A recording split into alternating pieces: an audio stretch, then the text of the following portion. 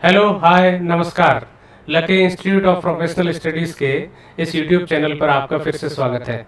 आज मैं एक बहुत ही महत्वपूर्ण टॉपिक आपके लिए लेके आया हूं, जो आपकी प्रतियोगी परीक्षाओं के लिए और आपके भारतीय राज्य व्यवस्था के जितने भी स्टूडेंट हैं उन सभी के लिए बहुत महत्वपूर्ण है। ये टॉपिक है सुप्रीम कोर्ट के लैंडमार्क जजमेंट्स। लैंडमार्क जजमेंट का मतलब होता है कि सुप्रीम कोर्ट का ऐसा निर्णय जिसने भारतीय राज्य व्यवस्था और समाज को आमूलचूल रूप से परिवर्तित करने का काम किया। इस क्लास में हम किसी भी जजमेंट के बारे में 3 चीज़ों को डिस्कस करेंगे। पहला, कि उस जजमेंट में भारतीय संविधान के कौन कौन से अनुच्छेद की बात की गई है। दूसरा, उस समय जो जजमेंट जब आया था उस समय भारत के मुख्य न्यायाधीश कौन थे। और तीसरा और सबसे इंपॉर्टेंट चीज़, कि उस जजमेंट ने सुप्रीम कोर्ट ने ऐसा क्या कहा था जिसने भारतीय राज्य व्यवस्था और भारतीय समाज की दशा और दिशा को बदलने का काम किया। तो बिना किसी समय को गंवाए सबसे पहले शुरुआत करते हैं। आप मेरे पीछे पैनल पे देख सकते हैं। सबसे पहला है ए के गोपालन वर्सेस स्टेट ऑफ मद्रास। ये जजमेंट आया था 1950 में। आपको ये भी पता होना जरूरी है कि कोई जजमेंट किस वर्ष आया, क्योंकि किसी प्रतियोगी परीक्षा में ये भी पूछ लिया जाता है कि जैसे ए के गोपालन जजमेंट कब आया, केशवानंद भारती जजमेंट कब आया, तो आपको इसका वर्ष भी पता होना चाहिए। ए के गोपालन में कौन कौन से आर्टिकल्स पे चर्चा की गई थी। मुख्य रूप से 3 आर्टिकल थे। आर्टिकल 21 जिसमें जीवन और दैहिक स्वतंत्रता की बात की गई है। आर्टिकल 19 जिसमें फ्रीडम ऑफ स्पीच और दूसरे स्वतंत्रता संबंधी अधिकार दिए गए। और तीसरा आर्टिकल 22 अनुच्छेद 22 जिसमें ये जो गिरफ्तारी से संबंधित जो प्रावधान है और उसमें सुरक्षा के जो उपाय है उस बारे में बात की गई है। सुप्रीम कोर्ट ने ये कहा कि किसी भी व्यक्ति को जीवन का अधिकार है, लेकिन सरकार कानून बना के केंद्र सरकार या राज्य सरकार उस जीवन और दैहिक स्वतंत्रता के अधिकार को सीमित कर सकती है, लिमिट कर सकती है। ये एक महत्वपूर्ण जजमेंट दिया। और उस समय भारत के मुख्य न्यायाधीश थे Hiralal J Kania, H J Kania justice. उस समय क्या थे? भारत के मुख्य न्यायाधीश थे। महत्वपूर्ण निर्णय क्या दिया है कि न्यायालय ने निवारक निरोध कानून को इंग्लिश में बोलते हैं preventive detention laws, preventive detention laws. जब सरकार या पुलिस किसी व्यक्ति को इसलिए गिरफ्तार कर लेती है कि वो अपराध कर सकता है या उसके अपराध करने की संभावना है, तो उसको बोलते हैं प्रिवेंटिव डिटेंशन, निवारक निरोध। तो इस जजमेंट में सुप्रीम कोर्ट ने निवारक निरोध के बारे में चर्चा की थी और सरकार के इस अधिकार को उन्होंने मान्यता दी सुप्रीम कोर्ट ने कि हाँ, सरकार निवारक निरोध के अंतर्गत किसी व्यक्ति को गिरफ्तार कर सकती है। आगे बढ़ते हैं। दूसरा महत्वपूर्ण जजमेंट है शंकरी प्रसाद वर्सेस यूनियन ऑफ इंडिया, 1951 का ये जजमेंट है। उसमें एक महत्वपूर्ण विषय सुप्रीम कोर्ट के सामने था कि क्या संसद संविधान द्वारा दिए गए मूल अधिकारों में संशोधन कर सकती है या नहीं कर सकती है। आजादी के बाद संविधान 1950 26 जनवरी 1950 में लागू हुआ और उसके बाद में ये एक पहला महत्वपूर्ण जजमेंट था जिसमें सुप्रीम कोर्ट ने कहा कि हाँ, संसद के पास अनुच्छेद 368 के अंतर्गत, आर्टिकल 368 के अंतर्गत संसद के पास ये शक्ति है कि वो संविधान के किसी भी भाग में संशोधन कर सकती है जिसमें मूलभूत अधिकारों में संशोधन भी शामिल है। उस समय भारत के मुख्य न्यायाधीश कौन थे? हीरालाल जे कानिया। जब ये केस सुप्रीम कोर्ट के सामने क्यों आया? क्योंकि 1951 में ही जवाहरलाल नेहरू की सरकार ने संसद के माध्यम से संविधान में पहला संविधान संशोधन किया था और उसमें कुछ मूलभूत अधिकारों पे कुछ प्रतिबंध या युक्त निर्बंधन जिसको बोलते हैं रीजनेबल रिस्ट्रिक्शंस को शामिल किया था। इसलिए सुप्रीम कोर्ट के सामने उन अमेंडमेंट्स को, उन संशोधन को चैलेंज किया गया था, उनको चुनौती दी गई थी और सुप्रीम कोर्ट ने ये कहा था कि हाँ, संविधान के किसी भी भाग जिसमें मूलभूत अधिकार भी शामिल है उसमें संसद संशोधन कर सकती है। इसके बाद तीसरा जो इंपॉर्टेंट जजमेंट है वो है State of Madras versus Champakam Dorairajan. ये बहुत महत्वपूर्ण जजमेंट है क्योंकि इसमें पहली बार सुप्रीम कोर्ट ने आरक्षण की व्यवस्था पर बात की थी। मद्रास में एक आरक्षण का प्रावधान किया गया था और कुछ लोगों ने उसको उच्चतम न्यायालय में ये कहते हुए चुनौती दी कि ये भारत के संविधान के अनुच्छेद 15 जो समानता का अधिकार है उसका उल्लंघन करता है। और उसमें सुप्रीम कोर्ट ने एक महत्वपूर्ण निर्णय देते हुए उस आरक्षण की व्यवस्था को खारिज कर दिया था और इस कारण इसमें क्या बोला गया? अनुच्छेद 15 भेदभाव का निषेध किया गया है। Hiralal J Kania justice H J Kania उस समय भारत के मुख्य न्यायाधीश थे। महत्वपूर्ण पहले क्या है, जाति आधारित आरक्षण को समाप्त किया। सुप्रीम कोर्ट ने यह व्यवस्था दी कि नहीं, कोई भी किसी भी प्रकार का आरक्षण अनुच्छेद 15 को उल्लंघन करता है और इसलिए वो न्याय संगत नहीं हो सकता। इस जजमेंट को नलीफाई करने के लिए या इसका प्रभाव समाप्त करने के लिए 1951 में संविधान का प्रथम संविधान संशोधन अधिनियम 1951 पारित किया गया और उसके माध्यम से आरक्षण की व्यवस्था की गई और अनुच्छेद 15 और अनुच्छेद 16 में संशोधन किया गया। आगे बढ़ते हैं। इन रे बेरुगरी यूनियन केस 1960, इसमें जिस आर्टिकल पर डिस्कस किया गया था वो है अनुच्छेद 3, राज्यों का गठन और सीमाओं का समायोजन। इस जजमेंट में सुप्रीम कोर्ट के सामने दो इश्यूज थे। पहला कि क्या प्रस्तावना भारतीय संविधान का भाग है या नहीं। इस बारे में सुप्रीम कोर्ट ने यह व्यवस्था दी कि प्रस्तावना संविधान का भाग नहीं है, लेकिन इस मामले को ओवररूल करते हुए केशवानंद भारती बनाम केरल राज्य मामले 1973 में सुप्रीम कोर्ट ने फिर से व्यवस्था दी कि संविधान की प्रस्तावना इसका महत्वपूर्ण भाग है और उसमें संशोधन किया जा सकता है। तो पहली चीज इसमें क्या बोली कि प्रस्तावना भारतीय संविधान का भाग नहीं है। इस समय मुख्य न्यायाधीश कौन थे? Justice BP Sinha. एक महत्वपूर्ण चीज ये भी थी कि भारत और बांग्लादेश के बीच में कुछ सीमा, उस समय बांग्लादेश वेस्ट पाकिस्तान था, ईस्ट पाकिस्तान, सॉरी, बांग्लादेश उस समय ईस्ट पाकिस्तान था क्योंकि बांग्लादेश स्वतंत्र हुआ 1971 में।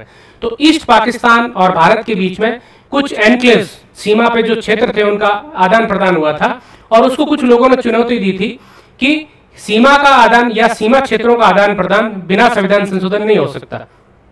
तो इस जजमेंट में सुप्रीम कोर्ट ने यह निर्णय दिया था कि अगर सरकार सॉवरेनिटी के अंतर्गत अपने किसी क्षेत्र को किसी दूसरे देश को देना चाहती है तो उसके लिए संविधान में संशोधन करना पड़ेगा। तो इस जजमेंट में सुप्रीम कोर्ट ने दो चीजों पर बात की। पहली कि प्रस्तावना संविधान का भाग नहीं है और दूसरा, अगर राज्य या देश अपना किसी संप्रभु क्षेत्र को किसी दूसरे देश को ट्रांसफर करना चाहता है तो उसके लिए संविधान संशोधन की जरूरत पड़ेगी। आगे बढ़ते हैं। Sajjan Singh versus state of Rajasthan, इसमें दो चीजों पर बात की गई, अनुच्छेद 368 और अनुच्छेद 226।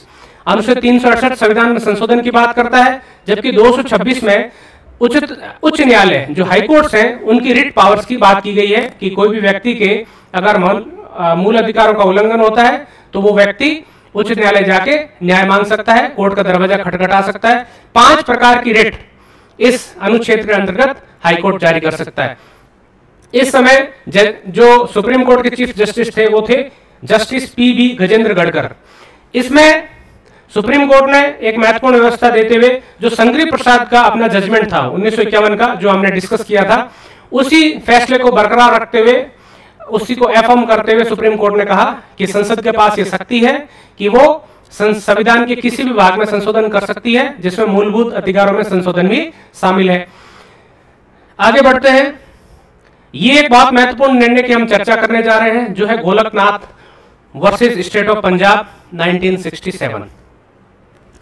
अभी तक हमने ये देखा कि सुप्रीम कोर्ट ने, चाहे वो शंकरी प्रसाद का केस हो चाहे सज्जन सिंह का केस हो, उसमें सुप्रीम कोर्ट ने कहा कि संविधान के पास, संसद के पास संविधान के अनुच्छेद 368 के अंतर्गत ये शक्ति है कि वो संविधान के किसी भी भाग में संशोधन कर सकती है जिसमें मूलभूत अधिकार भी शामिल है।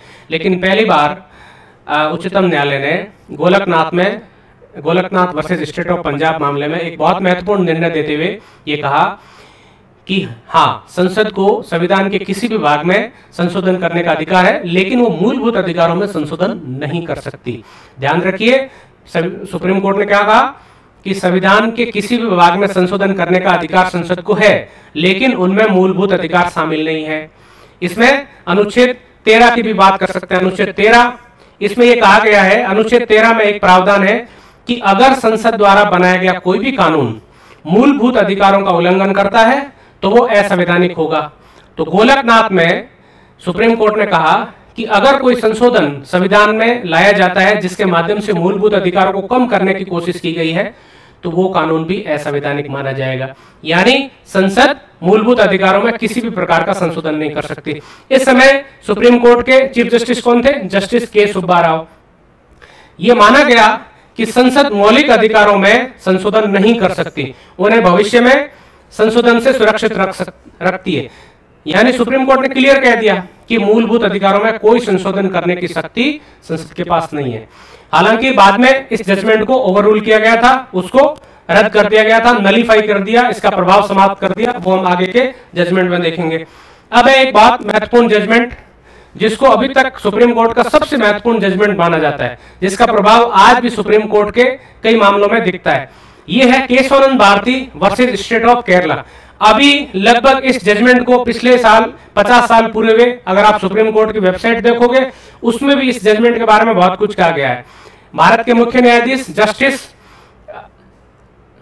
जस्टिस डीवाई चंद्रचूड़ ने एक जजमेंट दिया था कि हम इसको केशवानंद भारती को मामले को किस तरह से देखते हैं, उत्तरी ध्रुव की तरह, that is north pole to the supreme court of India. यानी हमें संविधान के बारे में किसी प्रकार के दिशा निर्देश की आवश्यकता पड़ती है कोई भी चीज की, तो हम क्या करते हैं, केशवानंद भारती मामले की तरफ देखते हैं। इस मामले में सुप्रीम कोर्ट ने पहली बात जो Golaknath versus state of Punjab judgment था उसको ओवररूल कर दिया था। यानी संसद द्वारा संविधान के किसी भी भाग में संशोधन करने की उसकी शक्ति को फिर से स्थापित कर दिया गया था, और उसमें मूलभूत अधिकार भी शामिल है। यानी सुप्रीम कोर्ट ने कह दिया कि संसद के पास मूलभूत अधिकारों में संशोधन करने की शक्ति शामिल है। लेकिन इस मामले में सुप्रीम कोर्ट ने एक बहुत ही महत्वपूर्ण व्यवस्था दी, वो था basic structure of the constitution. यानी संसद संविधान के किसी भी भाग में संशोधन कर सकती है, लेकिन संविधान के मूलभूत ढांचे को नष्ट नहीं कर सकती। और अब ये मूलभूत ढांचा क्या है, ये तय करने का अधिकार सुप्रीम कोर्ट ने अपने पास रख लिया कि हम हर मामले में, अगर हमारे सामने कोई मामला आता है, संविधान में संशोधन हुआ है और अगर उसको कोई चुनौती देता है, तो हम ये तय करेंगे कि क्या वो मामला संविधान के मूल स्ट्रक्चर को नष्ट करता है, वो संविधान संशोधन संविधान के मूलभूत ढांचे पर अटैक करता है या नहीं करता। तो इसमें क्या व्यवस्था दी है, मूल संरचना सिद्धांत की स्थापना की गई, जिसने संविधान के मूल सिद्धांतों को बदलने की संसद की शक्ति को सीमित कर दिया। इस समय मुख्य न्यायाधीश कौन थे, एसएम सीकरी। ये जजमेंट देके जस्टिस सीकरी रिटायर हो गए थे। ये आपको इसकी अगर पृष्ठभूमि में जाना हो तो आप ये देख सकते हैं, ये जजमेंट उस समय आया है जिस समय इंदिरा गांधी की सरकार थी, और उस समय कार्यपालिका और न्यायपालिका बीच में जबरदस्त संघर्ष चल रहा था। ये जजमेंट, ये इसमें लगभग 13 जजेस की बेंच थी। कितने लोगों ने ये जजमेंट दिया था, 13 जजेस। और 13 में से मेजोरिटी क्या थी, मेजोरिटी का मतलब जिन लोगों ने इस जजमेंट का समर्थन किया था वो थे 6, और जिन्होंने इसका विरोध किया वो कितने थे, जिन्होंने समर्थन किया वो थे 7 और जिन्होंने विरोध किया वो कितने थे, 6। मतलब एक व्यक्ति, बिल्कुल मेजोरिटी वो थी, एक व्यक्ति थी, और इसी कारण पूरे संविधान की दिशा और दशा बदल गई। यानी अब सरकार की या संसद की संविधान में संशोधन करने की जो क्षमता थी, जो शक्ति थी, उसको सीमित कर दिया गया। तो आज के इस क्लास में हमने देखा ये कुछ महत्वपूर्ण जजमेंट है। इन जजमेंट के बारे में हम आगे भी क्लास में डिस्कस करते रहेंगे। इसमें हमने ये देखा कि आजादी के बाद 1951 से लेके 1973 तक सुप्रीम कोर्ट ने कौन कौन से महत्वपूर्ण जजमेंट दिए हैं, और इन जजमेंट का भारतीय राज व्यवस्था और भारतीय समाज पे क्या असर पड़ा है। अगले एपिसोड में हम कुछ और महत्वपूर्ण जजमेंट की चर्चा करेंगे। आप सभी हमारे साथ इसी तरीके से बने रहिए। अगर आपको ये वीडियो पसंद आया है तो इसको लाइक कीजिए, और अभी तक अगर आपने हमारे चैनल को सब्सक्राइब नहीं किया है तो सब्सक्राइब बटन दबा के जरूर सब्सक्राइब करें। धन्यवाद।